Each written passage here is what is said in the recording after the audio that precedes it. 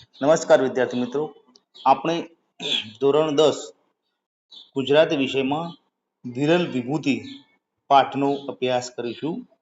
એના લેખક છે આત્માર્પિત અપૂર્વજી. આત્માર્પિત અપૂર્વજીનો જન્મ મુંબઈમાં થયો. યુવાવયથી તેઓ આધ્યાત્મિકતા તરફ વળ્યા હતા.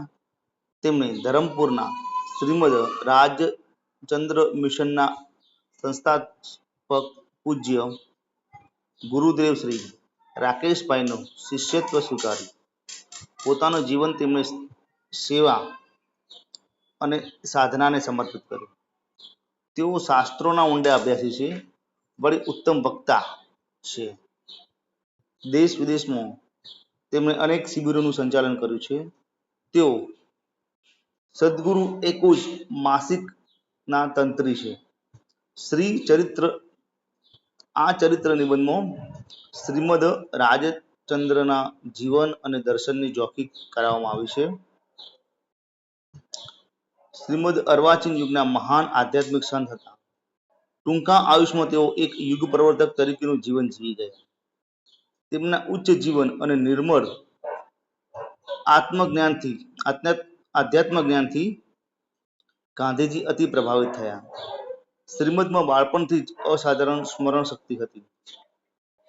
બાળપણથી જ એમનામાં કરુણા, જીવદયા, પરોપકાર વૃત્તિ, નિર્મળતા, નિખાલસતા, તટસ્થતા, શુચિતા જેવા ગુણોનો ઉત્કર્ષ જોવા મળે છે.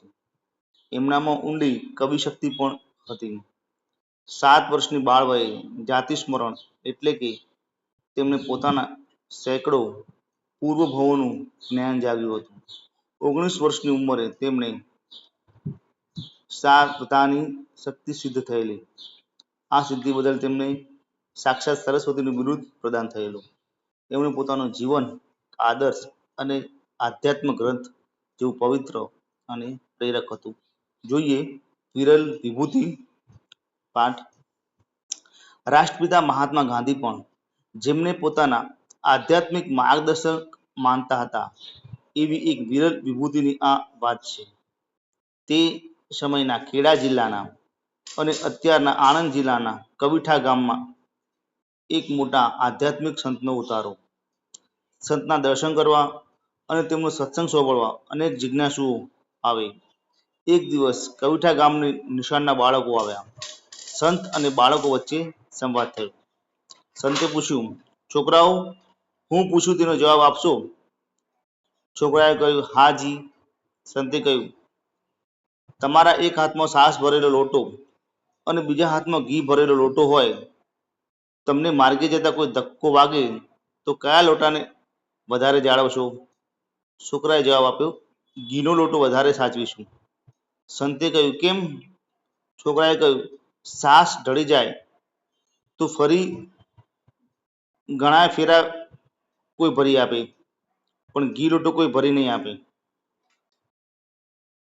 સંત બોલ્યા, છાશ જેવો આ દેહ છે, તેને આ જીવ સાચવે છે, અને ઘીની માફક આત્મા તેને જતો કરે છે. અવળી સમજણવાળો આ જીવ છે. દેહ છાશ જેવો સામાન્ય છે, આત્મા ઘી જેવો મૂલ્યવાન છે. છાશ જેવો દેહ ઢોળાઈ જાય, નષ્ટ થઈ જાય તો મોટું નુકસાન નથી. મતલબ કે દેહ નહીં, આત્મા મૂલ્યવાન છે. નાના બાળકોને વાત વાતમાં પણ શીરાની જેમ ગળે ઉતરી જાય એવો જીવનબોધ આપનાર આ સંત હતા શ્રીમદ રાજચંદ્ર. શ્રીમદ રાજચંદ્ર એટલે એક આધ્યાત્મિક પ્રયોગવીરનું જીવન. શ્રીમદ રાજચંદ્રનો જન્મ ઈસવીસન વિક્રમ સંવત 1924ની કાર્તિક પૂર્ણિમા એટલે કે દેવ દિવાળીના દિવસે 9/11/1867ના રોજ ભવાણિયા ગામે થયો હતો. તેમના પિતાનું નામ રવજીભાઈ અને માતાનું નામ દેવબાઈ. જન્મ સમયે તેમનું નામ લક્ષ્મીનંદન પાડવામાં આવ્યું.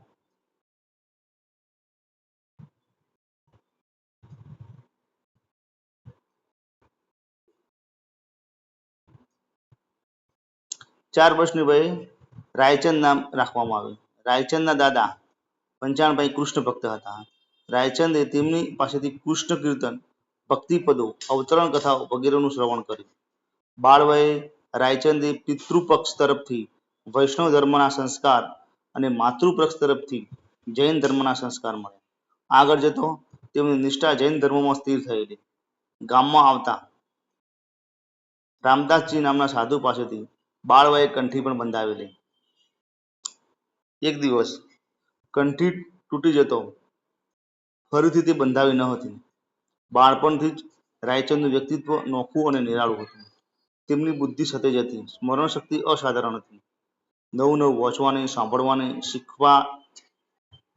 શીખવવાની વૃત્તિ પ્રબળ હતી. વાંચે, ભણે, ભણાવે એ બધું આપોઆપ યાદ રહી જતું. શાળાનું 7 ચોપડીનું શિક્ષણ 2 જ વર્ષમાં પૂરું કરી દીધું.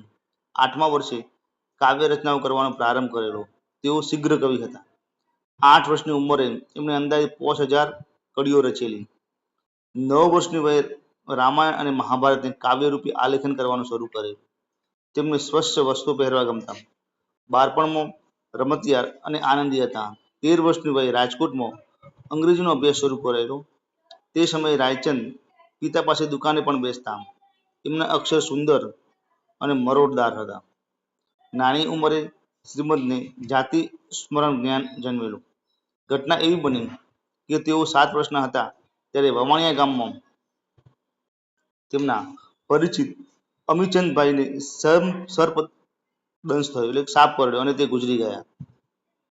બાળ શ્રીમદે દાદાજીને પ્રશ્ન કર્યો કે ગુજરી જવું એટલે શું? શરૂઆતમાં તો દાદાજીએ ઉત્તર ટાળવાનો પ્રયત્ન કર્યો, પણ રાજચંદ્રે પીછો ન છોડ્યો. ત્યારે કહ્યું, ગુજરી જવું એટલે શરીરમાંથી જીવ નીકળી જવો.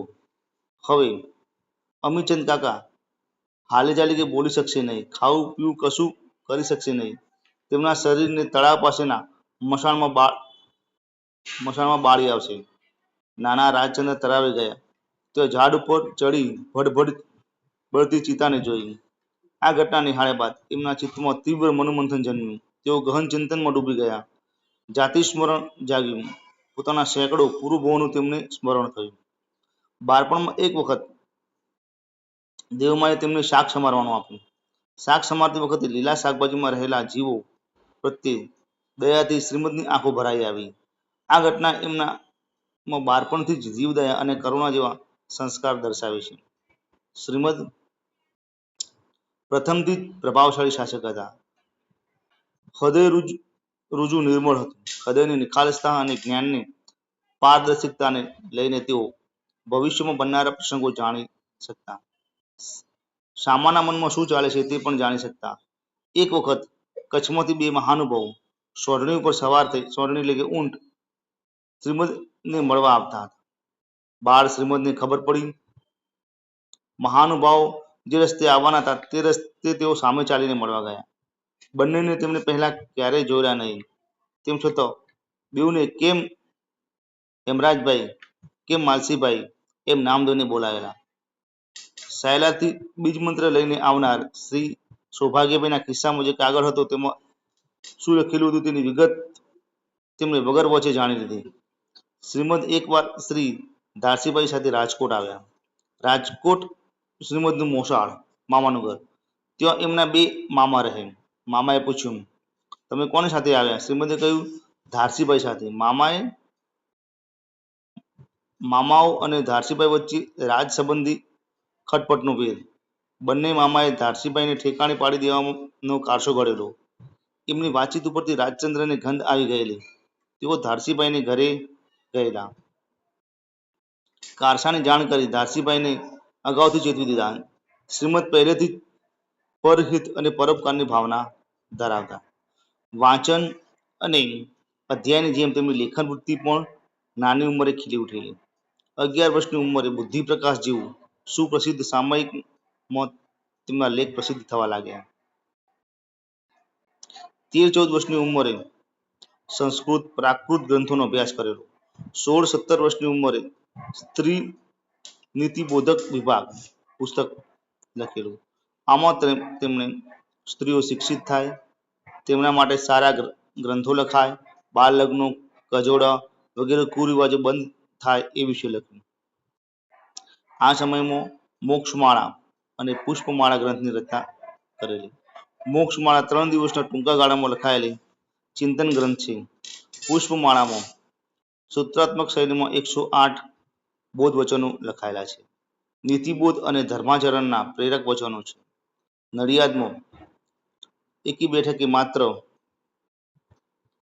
1.5 કલાકમાં શ્રીમદે રચેલો શ્રી આત્મસિદ્ધિશાસ્ત્ર નામનો 142 ગયાનો પદ્મમય ગ્રંથ તેમનો સર્વોત્કૃષ્ટ દર્શન ગ્રંથ છે. વઢવાણ કેમ્પમાં તેમને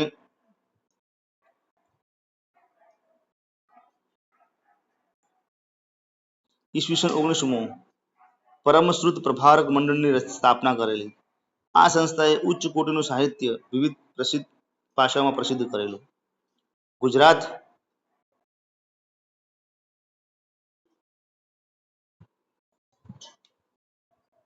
ગુજરાતમાં તેમના નામ સાથે જોડાયેલી અનેક સંસ્થાઓ અગાસ, કોબા, અમદાવાદ, ગુજરાત વિદ્યાપીઠ, સાયલા, રાજકોટ, મોરબી, ખંભાત, ઈડર, સિમરડા, કવિઠા, ધરમપુરમાં કાર્યરત છે. શ્રીમદ સતાવધાની શક્તિ ધરાવતા. સતાવધાનની શક્તિ એટલે એક સાથે 100 વસ્તુઓ ભૂલ વિના ક્રમમાં યાદ રાખવાની શક્તિ. 19 વર્ષની ઉંમરે તેઓએ સિદ્ધિ એમને સહજ બની ગઈ. મુંબઈમાં વિશાળ સમુદાયની વચ્ચે તેમણે સતાવધાનના પ્રયોગ કરી સૌને મુગ્ન કરી દીધેલા. આ સિદ્ધિ બદલ તેમને સુવર્ણચંદ્રક એનાયત થયેલો અને સાક્ષાત સરસ્વતીનું બિરુદ પ્રદાન કરાયેલું. ભારતના રાષ્ટ્રીય કક્ષાના અનેક અખબારોએ તેમની નોંધ લીધી. પછી અવધાન પ્રયોગનો પણ તૃણવત ત્યાગ કરેલો. શ્રીમદને તેમની 23 વર્ષની ઉંમરે સાક્ષાત્કાર થયેલો. સમય મળે તેઓ મુંબઈ છોડી નિવૃત્તિ માટે એકાંત સ્થળોમાં, વનોમાં કે પહાડમાં ચાલ્યા જતા. ઝલકબાઈ સાથે તેમનું લગ્ન થયેલું. ગૃહસ્થ જીવનમાં તેમને 2 પુત્રો અને પુત્રી હતા. મુંબઈમાં રેવાશંકર જગજીવનદાસની પેઢીમાં તેઓ ભાગીદારીથી વેપાર ધંધામાં જોડાયેલ. આગળ જતા સુરતના ઝવેરી નગીનદાસ પણ આ પેઢીમાં જોડાયા. મોતીનો ધંધો એટલો મોટો ને બહોળો બન્યો કે રંગૂનમાં પણ ઝવેરાતની પેઢી ખોલી. મોતીના ધીકતા ધંધા વચ્ચે પણ તેમનું મન નિર્મોહી, નિષ્પૃહ અને અનાસક્ત હતું. ઘર વ્યવહાર અને વેપાર ધંધાના કામોની વચ્ચે પણ તેમને વૈરાગ્ય દશામાં કોઈ ફરક પડ્યો નહીં. શ્રીમદ રાજચંદ્ર અને મહાત્મા ગાંધીની પ્રથમ મુલાકાત મુંબઈમાં થઈ. ડોક્ટર પ્રાણ જીવનદાસ મહેતા શ્રીમદના કાકા સસરા હતા. ડોક્ટર મહેતાએ ગાંધીજીને શ્રીમદનો જ્ઞાની અને સતાવધાની તરીકે પરિચય આપ્યો. ગાંધીજી પોતે બેરિસ્ટર, વળી પાછા વિલાયતથી પાછા ફરેલા. એમણે શ્રીમદને ચકાસી જોવા માટે જુદી જુદી ભાષાના કેટલાક શબ્દો લખી કાઢ્યા. એ શબ્દો શ્રીમદને પહોંચી સંભળાવ્યા. આ પછી શ્રીમદે સહજ રીતે એક પછી એક બધા શબ્દો ગાંધીજીએ જે ક્રમમાં લખ્યા હતા એ ક્રમમાં કહી સંભળાવ્યા. ગાંધીજી ચકિત થઈ ગયા. શ્રીમદની સ્મરણ શક્તિ, બહોળું શાસ્ત્ર જ્ઞાન, શુદ્ધ ચરિત્ર જોઈ ગાંધીજી એમના અનુરાગી બન્યા. તેઓ આધ્યાત્મ અને ધર્મ સંબંધી મૂંઝવણો રજૂ કરતા, પ્રશ્નો પણ પૂછતા. શ્રીમદ પાસેથી તેમને યોગ્ય સમાધાન અને માર્ગદર્શન પ્રાપ્ત થયું. મુલાકાતો વખતે ગાંધીજી શ્રીમદની રહેણી કહેણીનું પણ અવલોકન કરતા. ગાંધીજીમાં સત્ય, અહિંસા, બ્રહ્મચર્ય, અપરિગ્રહ, અભય વગેરે ગુણો વિકાસ પામ્યા અને દૃઢ થયા. તેની મૂળ પ્રેરણા શ્રીમદમાંથી મળી હતી. શ્રીમદની અઢળક આંતરિક ગુણ સંપત્તિ લઈ ગાંધીજી તેમના પ્રત્યે કાયમ ખેંચાયેલા રહેતા. શ્રીમદ વિશે તેમણે લખ્યું, મેં ઘણાના જીવનમાંથી ઘણું લીધું છે, પણ સૌથી વધારે કોઈના જીવનમાંથી મેં ગ્રહણ કર્યું હોય તો તે કવિશ્રીના જીવનમાંથી. ગાંધીજીએ શ્રીમદના શ્રી આત્મસિદ્ધ શાસ્ત્રનું અંગ્રેજીમાં ભાષાંતર પણ કરેલું. ગાંધીજીનું અપૂર્વ અવસર એવો ક્યારેય આવશે એ પદ આશ્રમ ભજનાવલીમાં સ્થાન પામેલો છે. આમ ગાંધીજીનો શ્રીમદ સાથેનો આધ્યાત્મિક સંબંધ ઊંડો હતો. શ્રીમદ રાજચંદ્ર અને મહાત્મા ગાંધીજીનો અંતર સંબંધ એ માત્ર તેમના બંનેના જીવનનું જ નહીં, માત્ર ગુજરાતનું જ નહીં પરંતુ ભારતના સાંસ્કારિક, રાજકીય અને આધ્યાત્મિક ઇતિહાસનું એક ઉજ્જવળ પ્રકરણ છે. જીવનના તમામ વ્યવહારોની વચ્ચે પણ શ્રીમદ રાજચંદ્ર એ સર્વ પ્રત્યે ઉદાસીન અને તટસ્થ રહેતા. કશાનું વળગન નહીં, રાગ પણ નહીં અને દ્વેષ પણ નહીં. દેહ છતાં વિદેહી થયા. ઉત્તરોત્તર આ દશા વધારે નિર્ણાયક બનતી ગયેલી. દેહ એમને મન ધર્મ સાધનાનું સાધન માત્ર હતો. એમ કરતા એક સમયે તેમનું વજન 57 રતલ જેટલું થઈ ગયું. સંઘરાણીનો વ્યાધિ પણ તેમને લાગુ પડેલો. સંઘરાણીનો વ્યાધિ એટલે ઝાડા. હવાફેર માટે કેટલાક સ્થળે તેઓ ગયેલા. છેવટે રાજકોટમાં મુકામ કરેલો. ઈસવીસન તારીખ 9/4/1901 ના રોજ રાજકોટમાં તેમણે આત્મ સ્વરૂપમાં સમાધિપૂર્વક શરીરનો ત્યાગ કર્યો. દેહ વિલય સમયે તેમના દેહની કાંતિ શાંત અને અનુપમ હતી. 33 વર્ષના ટૂંકા જીવન કાળમાં તેમને એક યુગ પ્રવર્તક ભારતીય જૈન સંત તરીકેનું જીવન જીવી ગયા. અહીંયા શબ્દાર્થ આપેલા છે, એ જોઈ લેવા. શબ્દાર્થ સમજૂતી સમાનાર્થી શબ્દો. Okay, thank you.